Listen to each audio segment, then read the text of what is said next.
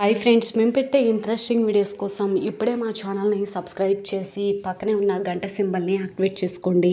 అలా చేయడం వల్ల మేము పెట్టే ప్రతి ఒక్క వీడియో నోటిఫికేషన్ మీ వరకు ఈజీగా వచ్చేస్తుంది. ఇక లేట్ చేయకుండా వీడియోలో ఏం జరుగుతుందో చూసేయండి. రామలక్ష్మి ఎలాగైనా ఆధారాలను తీసుకొచ్చి ప్రశాంత్ దుర్మార్గాన్ని బయట పెట్టాలని రామలక్ష్మి ఆలోచిస్తూ ఉంటే, ఒకవైపు హాస్పిటల్లో ఉన్న కిషోర్కి స్పృహ వచ్చి ఇంటికి వచ్చి ఇక నగల పేరుతో పద్మని మోసం చేసి చారు కుటుంబం అనవసరంగా ఇదంతా చేసి సీనుని అల్లుడిగా చేసుకోవడానికి ఈ పెళ్ళి ఆపడానికి నేను వస్తుంటే నన్నే చంపాలని చూశారమ్మా అని చెప్పి జరిగిందంతా చెప్పటం, ఆ నగలు నిజంగానే దొంగ నగలని తెలియడంతో పద్మ ఒక్కసారిగా చారు గొంతు పట్టడంతో అందరూ కూడా షాక్ అయిపోతారు.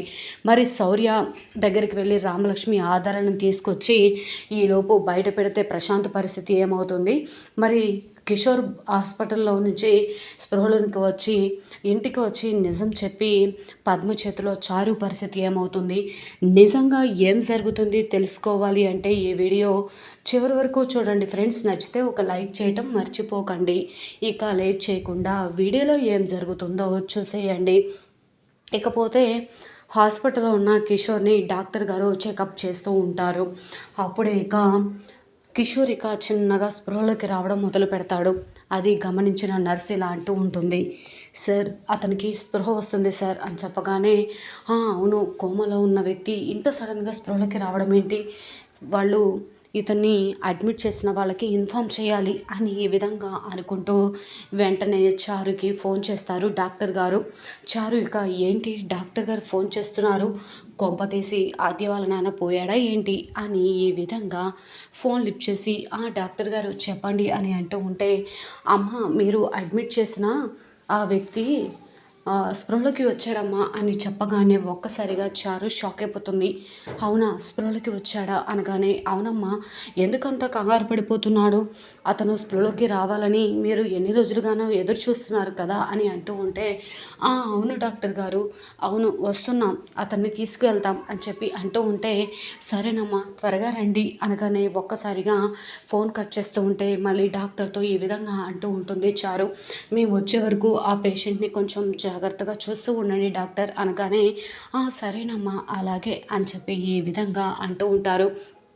ఇకపోతే వెంటనే చారు ఈ విషయాన్ని నాన్నకి చెప్పాలి, ఇక్కడ చూస్తే పెళ్ళి హడావిడిగా ఉంది, నేను ఇక్కడ లేకపోతే ఇక అందరికీ అనుమానం వచ్చేస్తుంది, ఇప్పుడు ఎలా నాన్నకి విషయం చెప్పాలి అని చెప్పి వెంటనే చారు వాళ్ళ నాన్న చలపతికి ఫోన్ చేస్తుంది. చారు ఫోన్ చేయగానే చెప్పమ్మా అనగానే, నాన్న అని అంటూ ఉంటే, ఏంటమ్మా రఘురామిక ఆ రామలక్ష్మి పెళ్ళి గుడ్డు చప్పుడుగా గుళ్ళు చేస్తున్నాడంట అని అంటూ ఉంటే, నాన్న నేను ఇప్పుడు ఆ విషయం మాట్లాడడానికి మీకు ఫోన్ చేయలేదు నాన్న అని అనగానే ఒక్కసారిగా షాక్ అయిపోయి ఈ విధంగా అంటూ ఉంటారు. మరి ఎందుకు ఫోన్ చేసావమ్మా అని అంటూ ఉంటే, అది ఆ హాస్పిటల్లో ఉన్న కిషోర్కి స్పృహ వచ్చిందంట ఆద్య వాళ్ళ నాన్నకి అనగానే ఒక్కసారిగా చలపతి షాక్ అయిపోతాడు.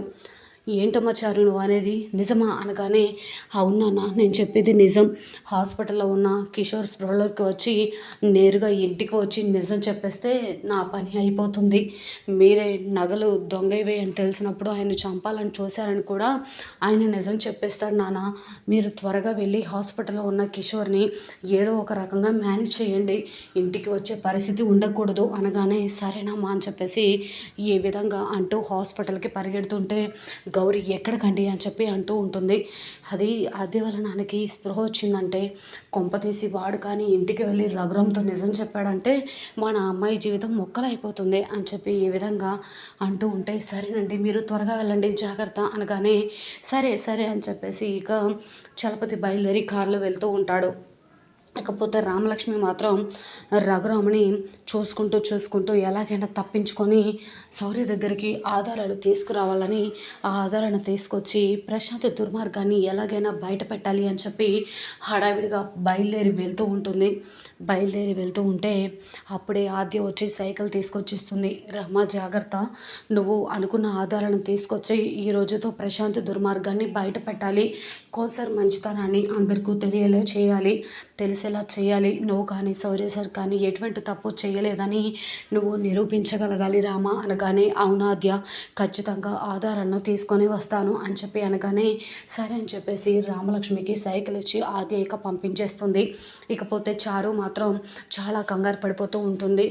ఎలాగైనా ఇప్పుడు ఆద్య వాళ్ళ నాన్న రాకూడదు, వెంటనే నాన్న సమయానికి వెళ్ళి ఆయనను ఇక్కడికి రాకుండా చేయాలి అని ఆలోచిస్తూ ఉంటే అప్పుడే కిషోర్ ఇక స్పృహనికి వచ్చి అటు ఇటు చూస్తూ ఉంటాడు. ఎలాగైనా నా కూతురు జీవితాన్ని నిలబెట్టాలి అని అట్లుగా అంటూ ఉంటాడు.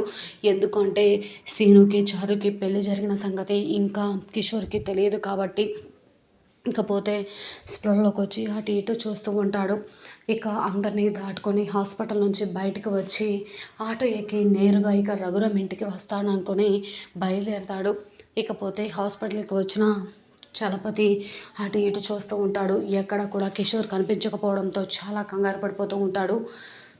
డాక్టర్ ఇక్కడ మా పేషెంట్ ఉండాలి కదా, ఎక్కడ అని అంటూ ఉంటే, ఇప్పటివరకు ఇక్కడే ఉండాలి సార్, ఆయన ఇప్పుడే స్పృహలోకి వచ్చారు అనగానే, వచ్చే వరకు మిమ్మల్ని జాగ్రత్తగా చూసుకోమని చెప్పాం కదా సార్, కొంచెమన్నా ఇంత నెగ్లిజెన్స్ అయితే ఎలా అనగానే, అయ్యో సార్ ఇప్పటి వరకు చూసాం, ఇప్పుడే ఆయన ఎలా వెళ్ళిపోయారో ఏమో అర్థం కావట్లేదు అనగానే, కొంపలు అంటుకుపోయాయి, ఈ విషయం వెంటనే చారుకి ఫోన్ చేసి చెప్పాలి అని చెప్పి ఈ విధంగా చలపతి చారుకి ఫోన్ చేస్తాడు.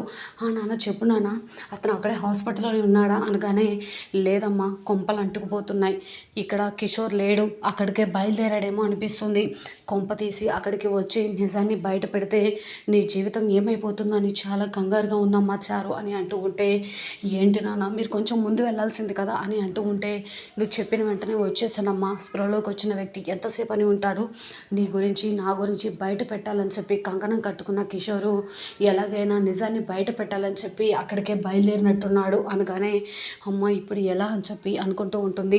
ఇక్కడికైనా ఆ కిషోర్ని రాకుండా చేయాలి అని చెప్పి అనుకుంటూ ఉంటుంది. ఇకపోతే రామలక్ష్మి సైకిల్ వేసుకొని శౌర్య దగ్గరికి వెళ్తుంది. శౌర్య రామలక్ష్మి కోసం ఎదురు చూస్తూ ఉంటాడు. శౌర్య ఇక చూస్తున్నప్పుడులే ఆ రామలక్ష్మి సార్ సార్ అని బయలుదేరి వస్తూ ఉంటుంది.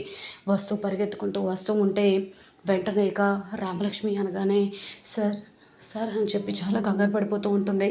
రామలక్ష్మి అలా పెళ్లి చీరలో చూసి శౌర్య అలానే చూస్తూ ఉండిపోతాడు.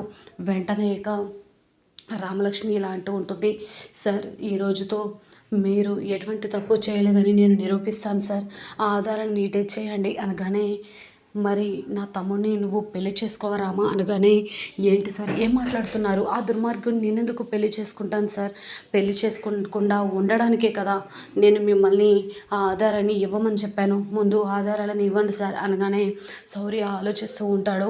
సార్ నా మీద మీకు ఏమాత్రం ప్రేమ ఉన్నా ఆ ఆధారాన్ని ఇచ్చేయండి సార్ అనగానే రామలక్ష్మి చేతికి ల్యాప్టాప్ ఇవ్వడంతో రామలక్ష్మి ఇక బయలుదేరి వెళ్తుంది. ప్రశాంత్ మాత్రం చాలా కంగారు పడిపోతూ ఉంటాడు. ఎక్కడ రఘురామ్కి నిజం తెలిసిపోతుందేమో అని చెప్పి. ఇక కిషోర్ కూడా ఇంటికి రావడం చూసిన చారు చాలా కంగారు పడిపోతూ ఉంటుంది. ఆద్య పరిగెత్తుకుంటూ వెళ్ళి నాన్న అని చెప్పి అంటూ ఉంటుంది. వెంటనే ఇక పరిగెత్తుకుంటూ వచ్చి వెంటనే నాన్న అని చెప్పటంతో, అమ్మ నేను నిజాన్ని బయట పెట్టాలమ్మా, అందరినీ పిలువు అని చెప్పి అంటూ ఉంటాడు. ఏమైంది నాన్న అనగానే, పద్మ రాగానే, ఈ చారు పెద్ద మోసగత్తే, ఇది నగల పేరుతో నిన్ను మోసం చేసి నీ కొడుకును పెళ్లి చేసుకుంది అన్న నిజాన్ని బయట పెట్టడంతో పద్మ ఒక్కసారిగా షాక్ అయిపోయి చారు గొంతు పట్టుకుంటుంది. మరి చారు దుర్మార్గాన్ని కిషోర్ బయట పెట్టడంతో చారు పరిస్థితి ఏమవుతుంది?